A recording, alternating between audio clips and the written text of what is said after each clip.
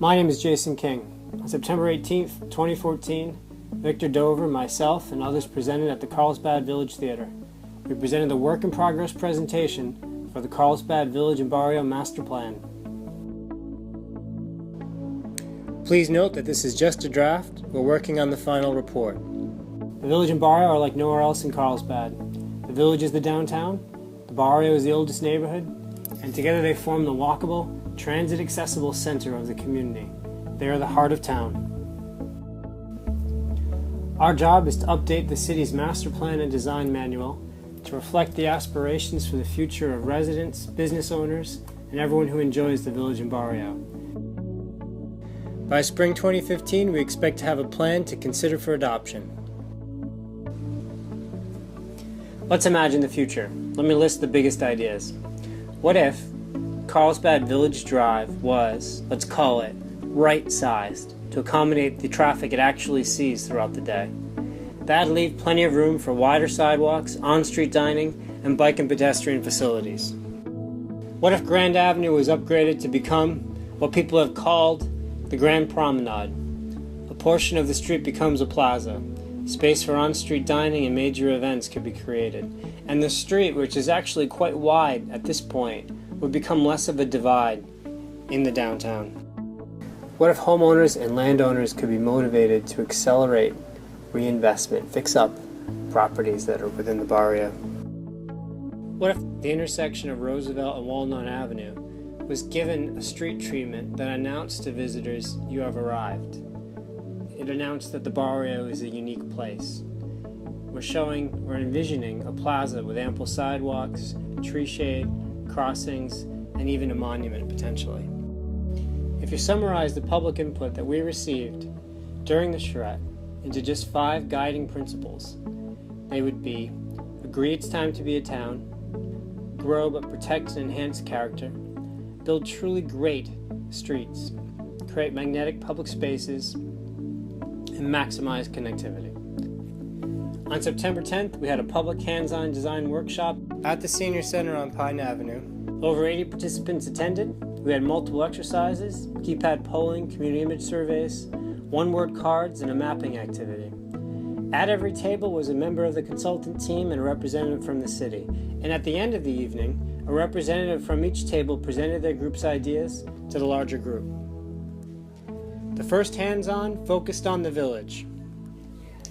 The second hands-on had even more people and had a focus on the barrio.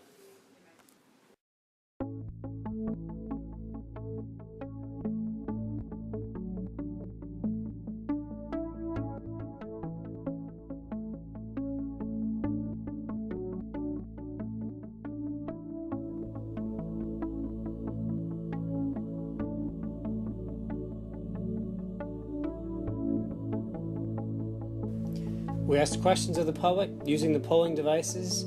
They created instantaneous results. We gave out one-word cards.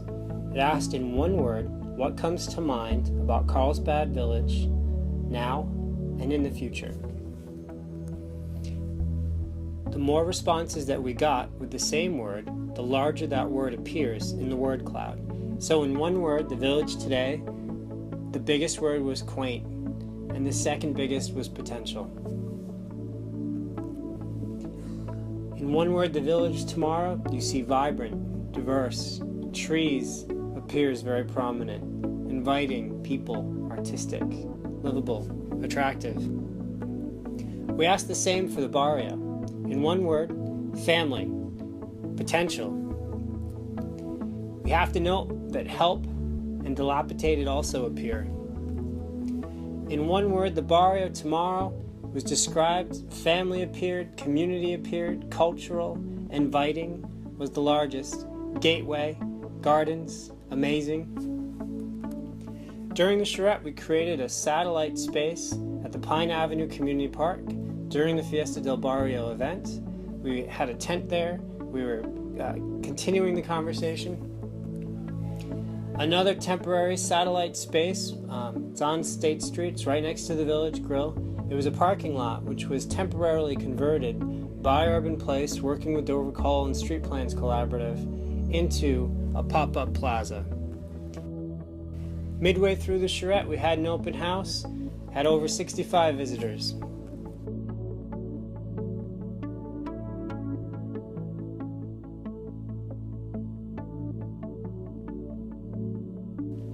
During the site visit and the charrette, over 23 stakeholder meetings were held. They involved large organizations and then smaller groups like the Art Commission, like the Senior Commission. In total, if you count everyone who stopped by the studio or attended one of our meetings, and if you count all the people that participated in the hands-on events, we had a chance during those 2 weeks to talk to over 500 people. The more hands on the plan, the better.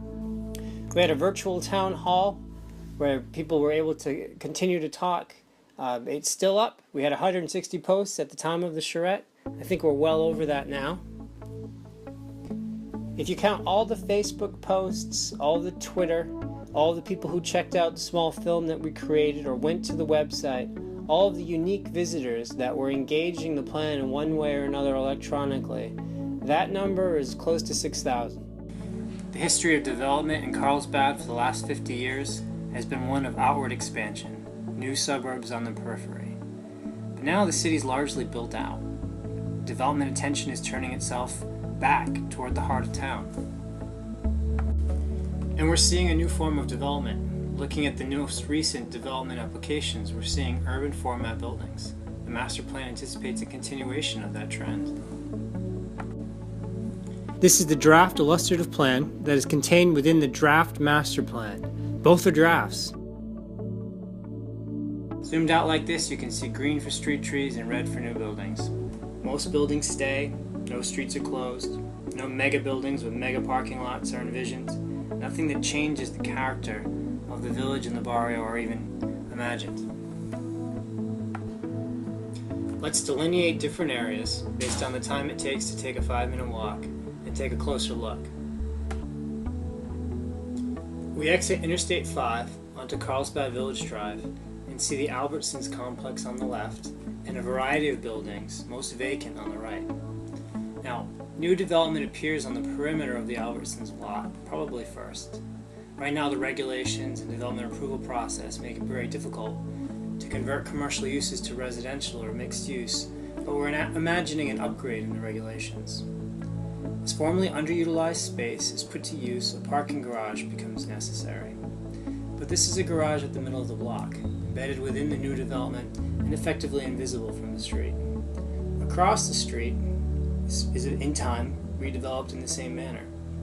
If coordinated, a large open space could be created, buildings would frame that space, property owners and developers would be able to set aside land for proud entrance into Carlsbad by virtue of the fact they're allowed to build more compactly up instead of out on other portions of the lot.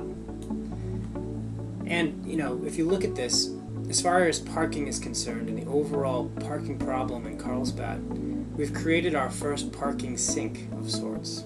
Cars can park as soon as they exit the highway. This relieves traffic on Carlsbad Village Drive. It creates a park once environment for visitors to Carlsbad, and then from here they can take their hike toward the ocean. This is what the Gateway Green could look like. The fountain references the Hispanic urbanism of early California. A tower building, maybe a civic building, is located on axis at the end of the green. And the entire length of our new space is faced by storefronts with awnings. There's residential uses above. We've basically created a large outdoor room and a new postcard view for the city.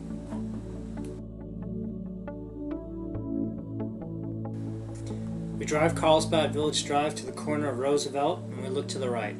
Now presently, we'd see a publicly owned parking lot. One idea for the site, suggested by the public, was the location of a new city hall. By keeping civic buildings in downtowns, we reinforce our commitment to our downtowns.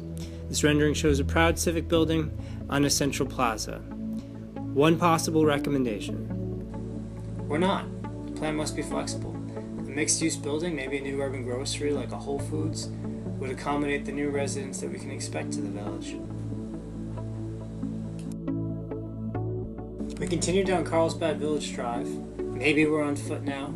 Maybe we left our car at one of the parking garages and we are now headed toward the village fair.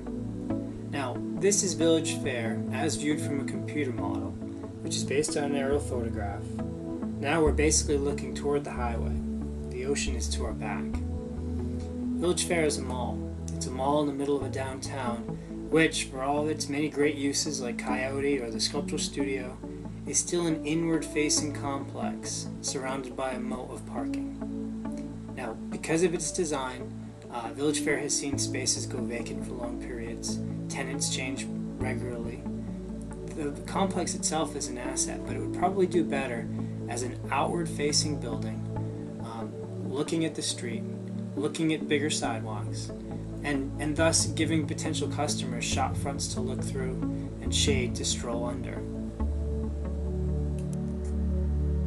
The Village Fair transition doesn't have to happen quickly. The reality is, at first, perimeter buildings would appear on the outer edge of the block. In time, though, you could imagine a network of streets sort of reclaiming lost blocks. And we would have all variety of new addresses created with a new street that would go east-west. This could be a terrific spot for a hotel. Our renderer has drawn a swimming pool, cabanas, possible rooftop restaurants, on top of another location for a parking garage.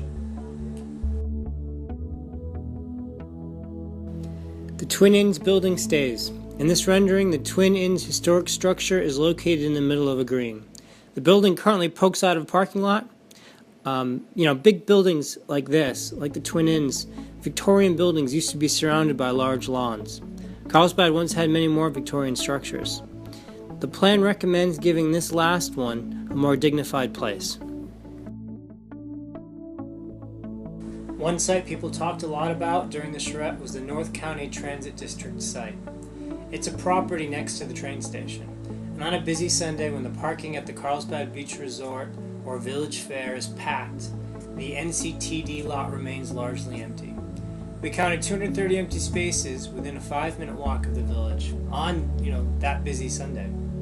Now, new wayfinding signs will help with this somewhat, but the plan envisions that big empty site shown here, just to the right of the station, as a new extension of the downtown. Behind all those buildings are 2 large, multi-story parking garages. This gives us another opportunity, another place to park the village. We've shown a lot of changes in the village. This is the point where we know that the vast majority of structures, especially the historic ones, all stay.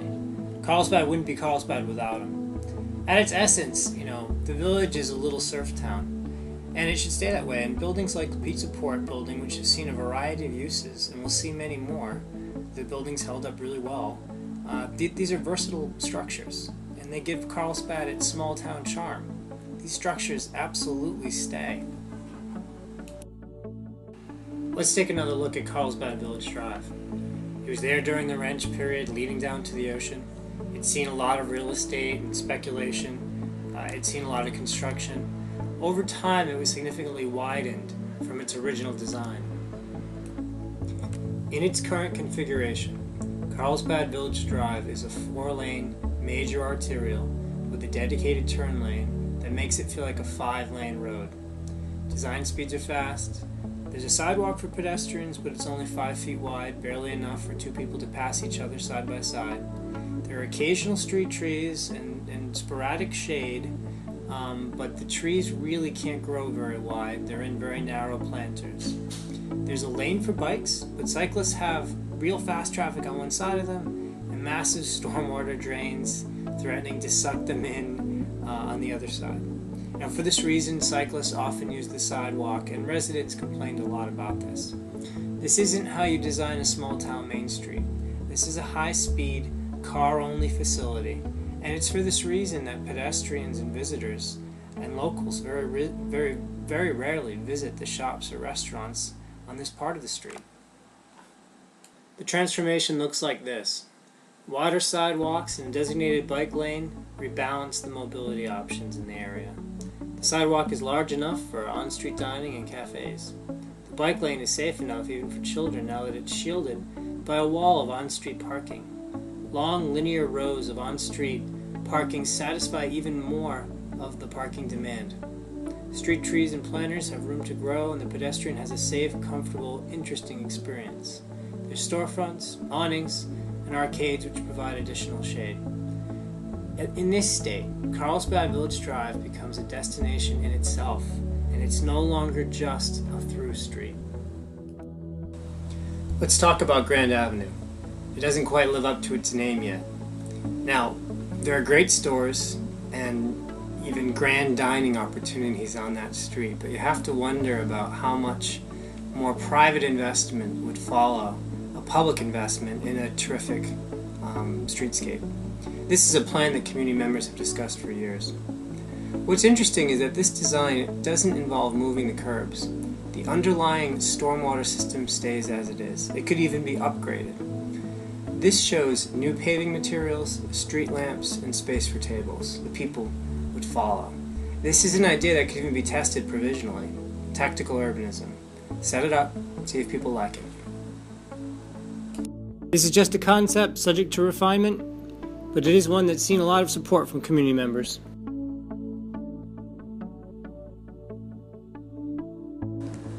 We head south down along Roosevelt Street. Roosevelt's the main north-south street connecting the village and the barrio. Now, the current street configuration allows for excessive speeding. Even though the speed limit is posted, it's still an overly wide road. Large turn radii, it lacks significant street trees. It gives Roosevelt really the appearance of a highway rather than the residential street that it really is. Street improvements could start with sidewalk improvements, particularly an increase in shade trees and space available to pedestrians. Lighting standards could focus on illuminating the public space rather than the vehicle space as it currently does. Well-lit streets allow a feeling of security at all times, and keeping lighting consistent from the village through the barrio would make the two neighborhoods feel like a more connected and complete community.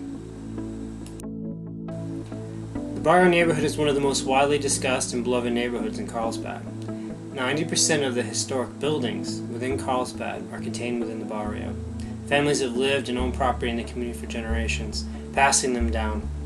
So one of the landmarks within the barrio is Lola's. It's a local store and cafe. It's been owned by the same family for many years. Directly across from Walnut Avenue, directly across from Lola's, is the Barrio Museum, which is also run by the family. Let's imagine even more visitors to Lola's and to the museum. Let's imagine them sort of overflowing into a street that's safe, that's itself an informal meeting space. The plan involves creating a space where pedestrians and cars would share the road. It'd be widened, potentially even for sidewalk downing. There'd be outdoor spaces for people to be. Bollards would clearly delineate the space between the sidewalk and the vehicular space. Walnut Avenue could be narrowed and lined with trees. Motorists would be aware as soon as they arrive that this is a place for pedestrians. They'd be careful, and thus there'd be a real physical heart to the barrio. Now we're at the southern end of the barrio, where Tamarack meets Interstate 5. Tamarack Avenue is one of only 3 in the study area that connects all the way through to the coastline. The plan for Tamarack Avenue shows a roundabout at the intersection of Jefferson and Tamarack. It would slow existing traffic. Along that area there would be gas stations could be reconfigured as gas backward models, where the service station is located toward the street and the gas pumps are located toward the center of the block. This would help frontage along the corridor, commercial leasable frontage, while still allowing gas station use and presenting, a great new entry. The final report will talk more about transportation. Suffice to say, here, there's some mobility principles that have been throughout the plan. Create great streets, establish connections, provide modal choices, various networks, move people and not just cars, and manage parking. Managing parking involves intercepting it. There's an intercept parking strategy, so that way pressure is taken off the east-west roads by intercepting cars from I-5 from the east, giving them a chance to park before they've actually reached the core of the village before they're anywhere even near the beach. Visitors can then walk, bike, or use a shuttle to access these destinations. And as they pass from their car to the waterfront, they're also passing by shops, by restaurants, and by offices. We'd reduce the amount of car traffic in the heart of the village and create choices for movement throughout the village. The city could provide more options for people as far as how they'd get around. On foot, you can imagine a bike share, potentially even a trolley, potentially in time even a streetcar. Quite often through the process, people talked about putting roads or pedestrian pathways across the train tracks. Now, that can be done. The typical way for doing it is to actually trench the rail line itself, lowering the rail line. This makes sense in a lot of ways. The train tracks that currently go through Carlsbad are proposed to be double-tracked. That means there's going to be more trains through the city. Even in its current condition, those trains can sometimes interrupt traffic, sometimes they're loud. By trenching, like has been done in other communities around Carlsbad, we can reduce some of the negative qualities of having the trains and still potentially put over the top new connections. Just south of Carlsbad in Solana Beach, they have a trenched railway system. Many of the participants at the charrette pointed to what they did in Solana Beach and said they wanted that in Carlsbad. The city can add traffic capacity by adding to its network of streets. In terms of streets, 3 streets with 2 lanes are as good as 1 street with 6, and 2 streets with 2 lanes work just as well as 1 4-lane road. We increase the amount of connectivity, and we can decrease the size of some of our major arterials. At this point in the presentation, we asked people to take out their keypad polls for a few questions. We asked them, in their opinion, do enough streets in Carlsbad, in the village and barrio, support comfortable walking and biking? And they said 71% said no. We explained to the people at the work in progress that North County Transit District intended to double track their existing train lines, so there'd be more trains. Assuming this, we asked, should Carlsbad trench, sink below grade the railroad in order to reconnect streets, improve pedestrian access, and reduce noise? 92% of people said yes. We asked the question a second way. We asked, should Carlsbad trench if it cost the city $80 million in addition to state funding? No cost estimates have been developed for this project. We used this figure to give people something to react to. And the number of people that said yes to trenching went down to about 7%. But nonetheless, despite the cost, that's a real positive statement in favor of trenching. Then we asked the question a third way. We asked, should Carlsbad trench if there is a return exceeding the $80 million on that $80 million investment as measured by increased property value and tax revenue? More than 94% of people said if that could be proven, yes, trench. Our last question concerned the barrio. We asked if the name of the barrio should be changed, and that answer really showed mixed feelings in the community. We returned to the question about Carlsbad Village Drive. Wade Walker from Alta Engineering showed how the turn lane in the center would be removed in order to create more space on either side. And then he took up the question of the volume on Carlsbad Village Drive. And he showed that given the number of trips that the street currently sees, 4 lanes, which you see at the upper end of this graph, is not necessary.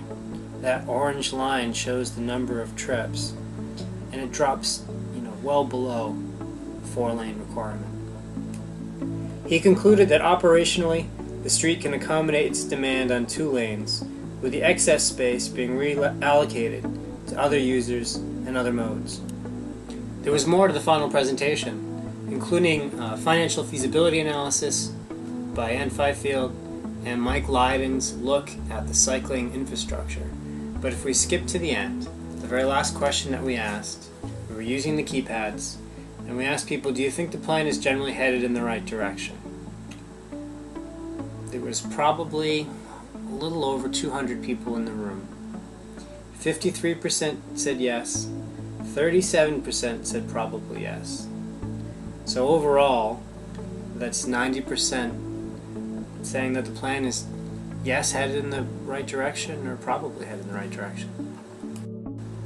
Thank you for your time today. See our project website for more information about the project. Over the coming months, we'll be working on the master plan with city staff. In early 2015, a draft of the master plan will be presented to the community for review and input. Later that year, the city will hold hearings to consider adopting the plan. For the time being, please continue to participate in the virtual town hall, which is on the project website, and check the project website for further updates and more information. Thank you.